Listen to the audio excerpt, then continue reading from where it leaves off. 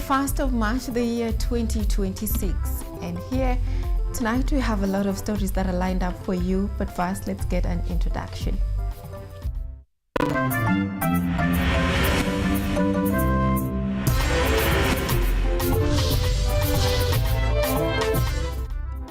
This is Weekend Live with Ochieng Cynthia.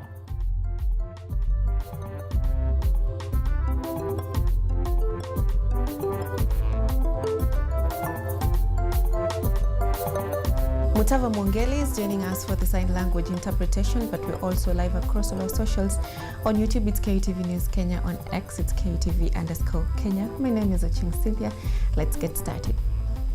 The bodies of 6 people who died in a tragic helicopter crash, among them Emuro Dikir, Member of Parliament Johanna Ng'eno, have been transferred to Lee Funeral Home from Moi Teaching and Referral Hospital in Eldoret. Leaders from the North Rift region have since urged residents to remain calm as investigations continue. This is as Nandi Senator Samson Cherargei cautioned against speculations. Governor Jonathan B, Wesley Irutich, Stephen Sang and Patrick Olentutu sent messages of condolence and called for patience as government pledged through thorough investigations.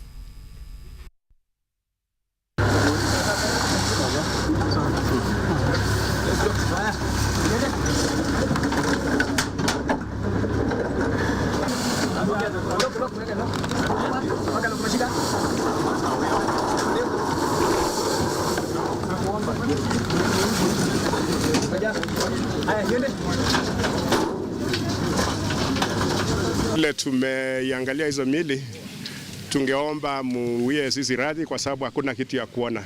Ni vile mwili imeharibika vibaya sana, imechomeka. Hata huwezi identify nani ni nani, na pia ile deformity ya kupata hiyo ajali.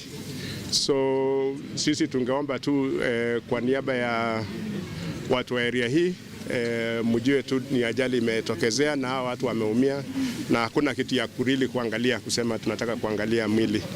Hiyo ni pengine kuangalia ni baada ya kuundwa zaidi, kutengenezwa ili ionekane kama mwili ya binadamu.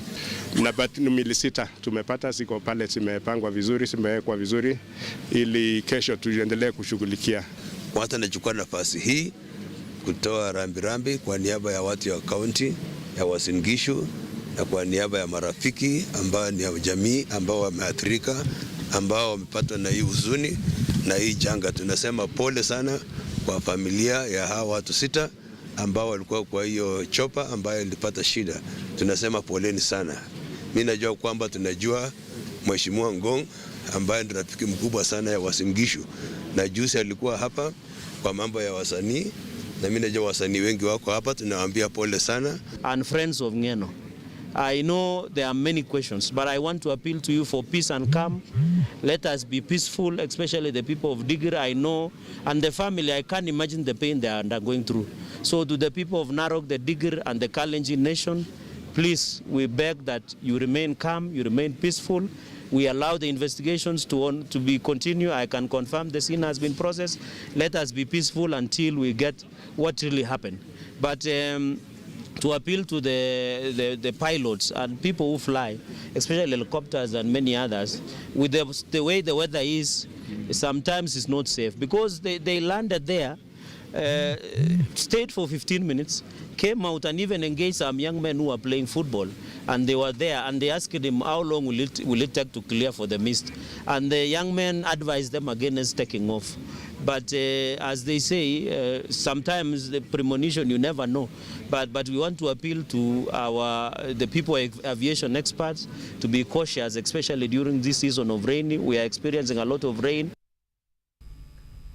May it be well with the friends and family to the 6 of them.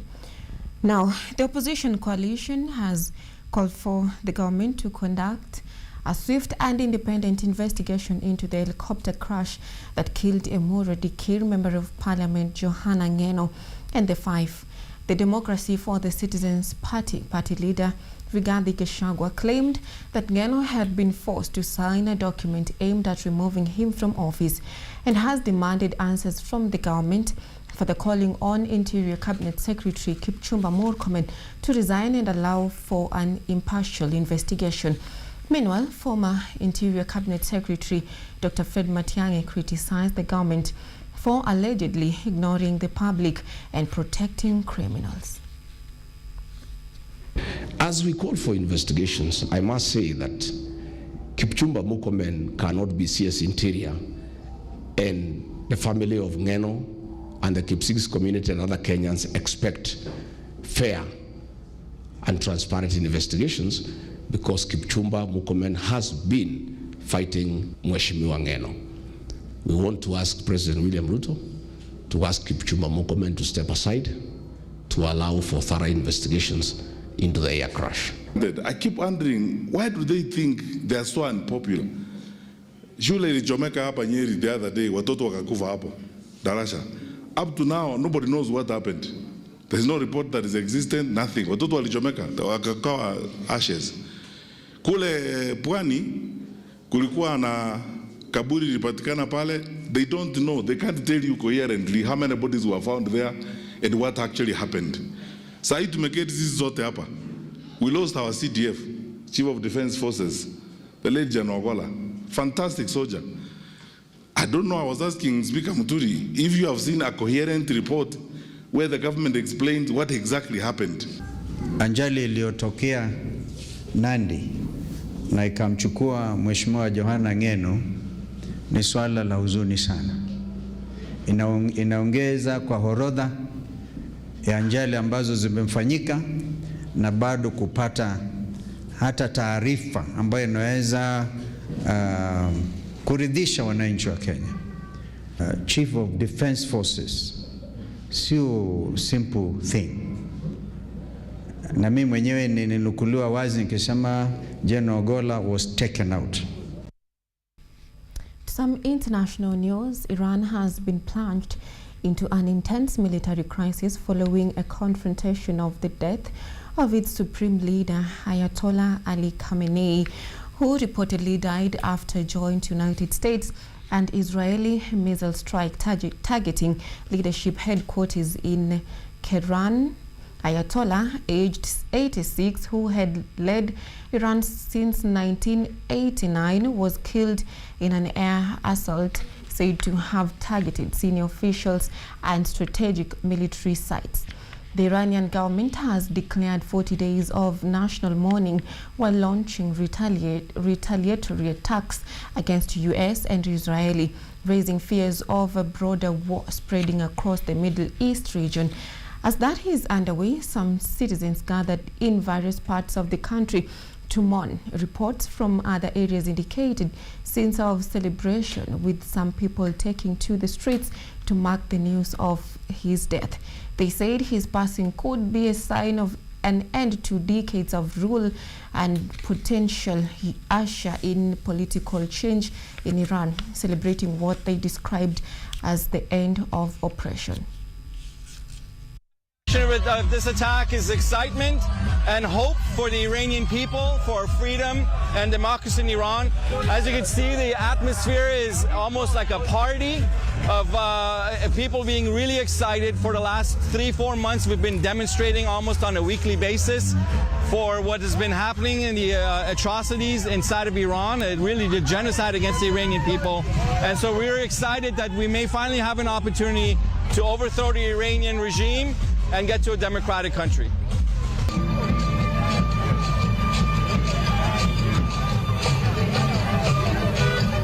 I think my message to the U.S. government is thank you for finally paying real attention to what needs to be done. I don't believe anyone wants war, but targeted attacks at the suppressive forces and the support of the Iranian people when they come out in the streets is necessary to prevent the slaughter and the killing of innocent people inside of Iran. I think that it was the only option left because I believe people inside of Iran had no other choice. They were literally begging for help. They wrote it on walls. They put it all over. They needed this to happen in order for them to be a secular, free Iran.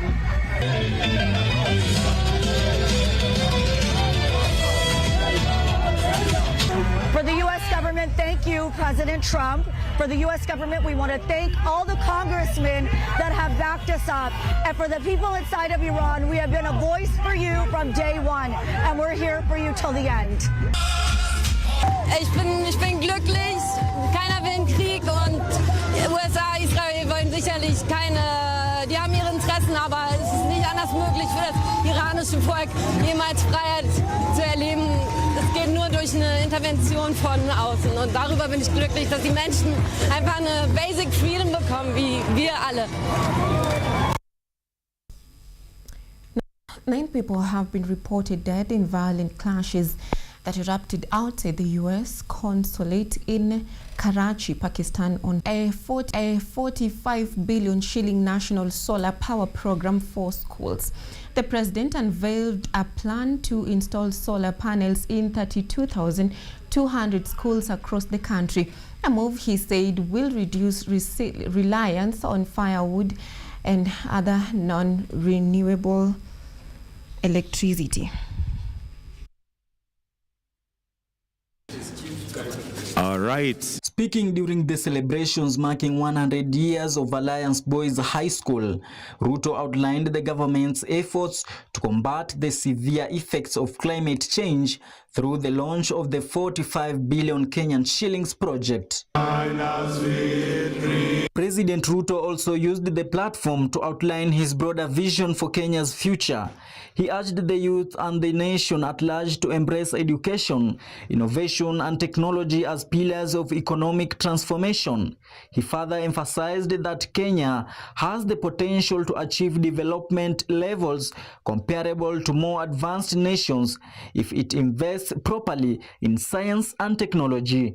I have no doubt in my mind whatsoever that we have what it takes to take our country to the next level. And so, dear Kenyans, we will do it. We must do it, whatever it takes, whatever it costs. We must get ourselves to where we want to go. Reaffirming the government's commitment to strengthening infrastructure, Ruto also defended key government projects, including the Social Health Authority program and the Affordable Housing Initiative. Ruto later visited areas of Kikuyu town and inspected the construction of the Affordable Housing project. Niwaulize, sasa munaona hii kazi? Hii ni kazi ya miaka miwili. 2 years. Sema najua kulikuwa na kizungumkuti wakati tulikuwa tunatengeneza sheria. Kulikuwa na maandamano na mambo mengine. Si tuliambiwa haiwezekani. Si tuliambia tunasema uongo. Leo hii kazi mnaona hapa ni kazi ya miaka 2. Sasa niwaulize, miaka 5 itakaa namna gani? Miaka 10 itakaa namna gani? Rajab Juma, KUTV. Following rising cases of youth involved in political violence in recent election cycles, clerics in Kiambu County have warned politicians against exploiting young people ahead of the 2027 general election, urging investment in empowerment programs that build skills and livelihoods. Clerics in Kiambu County have urged politicians to invest in youth empowerment programs that develop skills and livelihoods, warning against exploiting young people amid rising cases of political violence in recent election cycles ahead of the 2027 general elections. Kwa wanasiasa na kujua ni akina nani tunaingisha bunge. Ukisoma katika Proverbs 29 verse 2, maandiko inasema wakati tunatawaliwa na wale wenye haki, nchi inafurahia, lakini wakati tunapotawaliwa na wenye wasio haki, watu wanalia. Na ndiye kama wakati kama huu ndiye tunalia, kwa sababu wale wanatutawala kasi yao ni kuchukua pesa wakiweka kwa mifuko yao. Kuna kitu ya masomo, kuna kitu ya magonjwa na kuna kitu ya njaa. At the launch of the Munyeri Africa Foundation initiative in Juja, church leaders, led by David Munyeri of Goa Church, expressed concern over the growing trend of unemployed and frustrated youths being used as tools for political unrest. We are especially very concerned about the gap that seems to exist between the Gen Zs and the other more elderly people, and we would wish to see that gap bridged. Actually, one of the motivation for starting MAF was to think of how we can come together and talk to each other instead of talking at each other. We watched the Gen Zs in the streets. We have also continued to see them in the social media, especially when the president goes to a church somewhere, and we have seen how bitter, how angry they are. The clerics highlighted that economic empowerment reduces vulnerability to manipulation and strengthens democratic participation, urging young people to demand respect in political spaces and to avoid violence during campaign period. Kuomba wanasiasa badala ya wao kuweka project ambazo ni za kujinufaisha na kujiletea umaarufu katika siasa, wachukue nafasi kama hii wakiwa na malengo ama wakiwa na lengo la kusaidia na kufaidi vijana ili waweze kujisimamisha na waweze wao kusaidika katika maisha yao. We are teaching the young people like us here, we are being taught that it is not a must that we fight or we be involved in kills or in other bad activities or vices so that we can do great things in life. Youths at the event vowed to shun political manipulation, promote entrepreneurship, and educate peers on informed voting, while supporting mentorship and civic programs to build a generation committed to peace and sustainable development. We can still be in leadership and also be peaceful. There doesn't have to be wrangles in the country. We don't have to be used by selfish people who want to gain through us. We can do politics, we can do leadership and still bring peace in our country in a peaceful way. The Munyeri Africa Foundation initiative is set to provide platforms for leadership training, mentorship and economic empowerment as the country prepares for the 2027 general elections. Ateng Kanegunda, KUTV. Now that Ateng story brings us to taking our very first commercial break. We'll be back with more stories. Do stay tuned.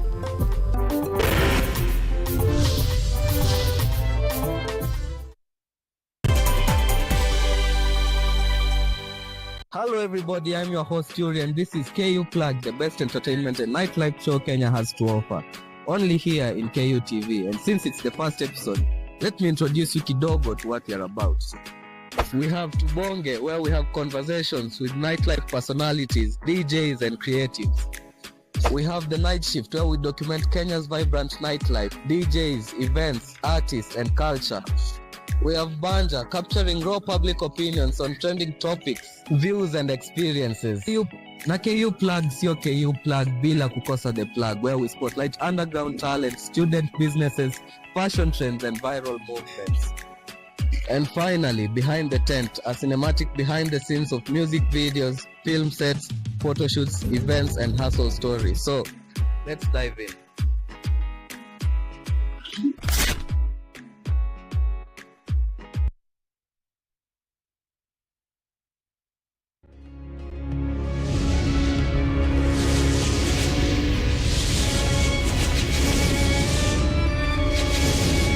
Alhamdulillah, tumshukuru Mwenyezi Mungu Azza wa Jalla, ameweza kutujalia tena mwaka huu, mwaka 2026 kuingiliwa na mwezi mtukufu wa Ramadhan, mwezi wa baraka, mwezi wa neema, mwezi wa mambo teletele ambayo kwamba tukiyashika basi tutafaulu. Mwenyezi Mungu atujalie tuweze kukubaliwa katika Ramadhani hii. Wassalamu alaikum wa rahmatullahi wa barakatuh.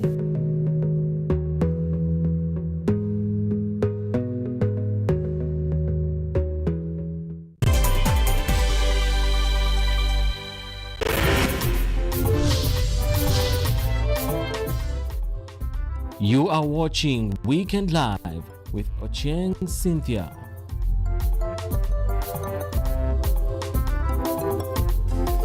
Welcome back. Now, Kenya's push to achieve universal health coverage by 2030 is gaining renewed momentum following the successful rollout of a community-based healthcare innovation in Kilifi County, a model now drawing national interest for strengthening primary health care systems. Following the successful rollout of a community-based healthcare innovation in Kilifi County, Kenya's drive to attain universal health coverage by 2030 has received a major boost. All these CHUs instead of the initiative, known as Health Information Points, is transforming primary healthcare delivery by decentralizing essential services and bringing them closer to households with the model developed by North Coast Medical Training College. So this meeting today, actually, it is there to give us more knowledge and more information on how well can we accelerate primary healthcare by using health information points which are placed at the heart of the community.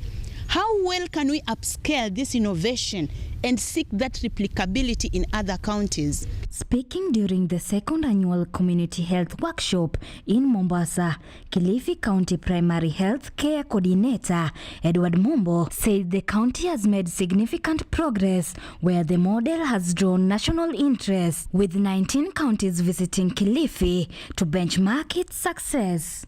We have managed to establish 7 primary healthcare networks that are operating, and we've got 7 multidisciplinary teams that operate by taking services that are specialized to the dispensaries, to the health centers, and that makes services more accessible and affordable to the communities. The collaboration has really made an impact.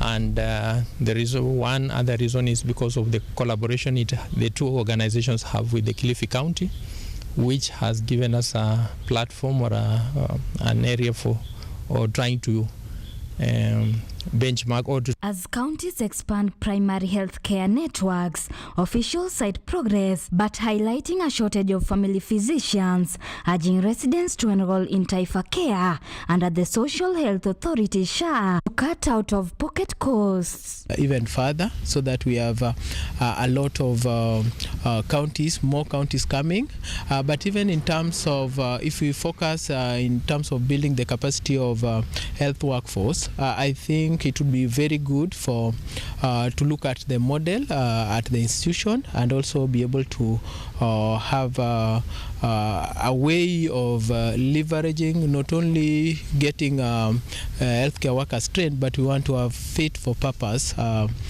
trainees at the end of the day. The Health Information Points model highlights Kenya's focus on community-based healthcare, with plans to replicate it nationwide to strengthen primary health care and advance the universal health coverage agenda. The Kilifi model. Atenka Negunda, KUTV. Residents of Narok County are expected to benefit from broader access to insurance services following a partnership between Pioneer Insurance and Gospel Insurance, which has led to the opening of a new branch in Narok Town. The partnership aims to expand insurance services to rural areas by using a network of churches as a platform to deliver financial education and build trust among residents.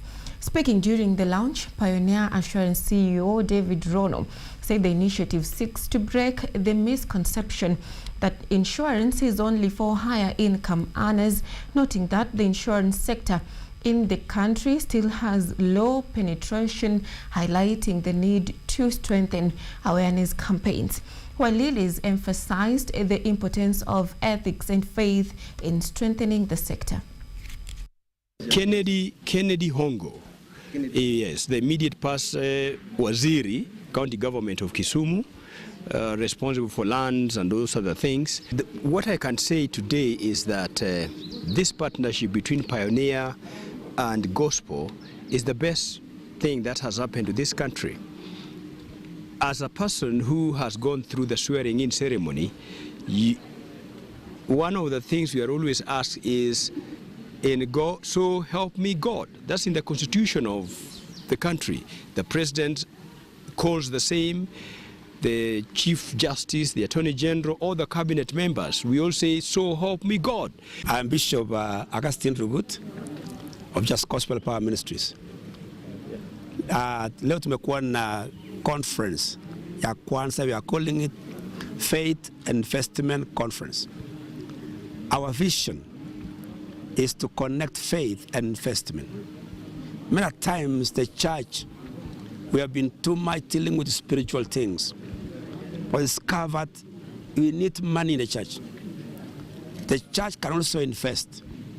And by God's grace, as a church of Just Gospel Power Ministries, we have started Gospel Insurance Agency with a vision of teaching. Today we came to work together with Gospel Insurance Agency to bring to the church the importance of risk management. We know many a times we get income, we save, but in most cases we forget the element of risk management. And we like to give knowledge to the church that there are a lot of insurance services which we can provide. Elsewhere, the government has confirmed its readiness to address the effects of the heavy rains currently being experienced in various parts of the country, which have caused flooding and affected hundreds of families.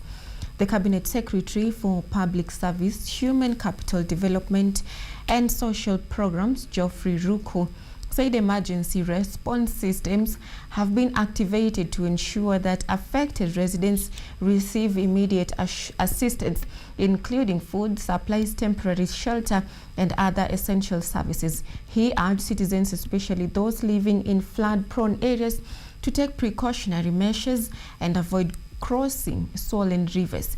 At the same time, Ruku commended the residents of Mbeere North for supporting the government's development agenda. Serikali yetu ya Kenya iko tayari, imejiandaa kuhakikisha kwamba wale wote wa Kenya wote, Tana River, Migori, kona yote ya nchi yetu ya Kenya ambao wanaweza athirika na mafuriko, serikali ya Mheshimiwa Rais iko chonjo, imejiandaa ya kusaidia Wakenya wale ambao wanaweza athirika na mafuriko. Lakini vile vile tunatoa wito kwa wananchi wote wa Kenya. Jameni, mvua ikinyesha mingi, maji kuwe mingi, frike, tunjiadhari, tusije tukasombwa na maji.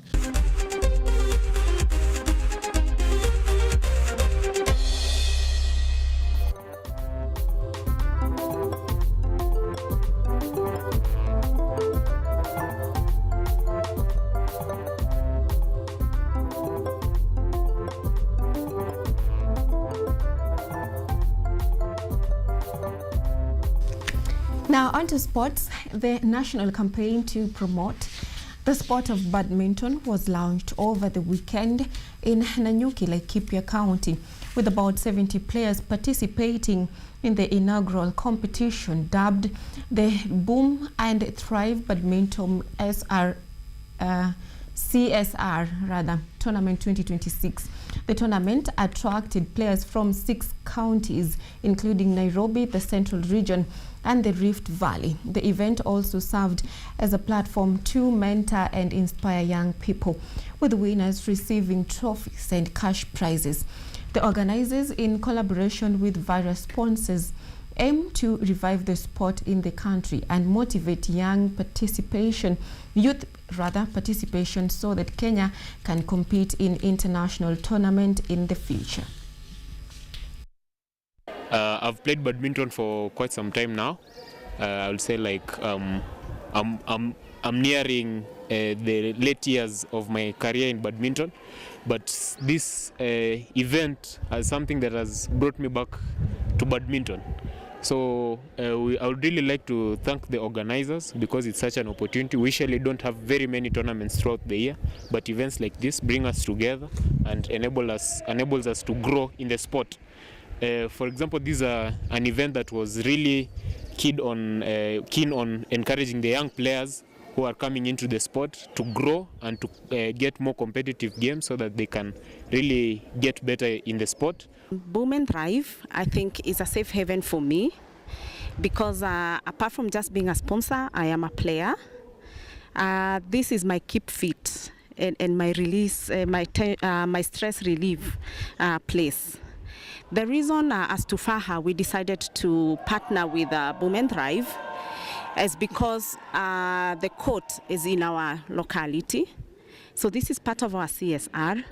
And seeing that this is a platform for young people to basically showcase their talent, to also see that there is something else that they can do.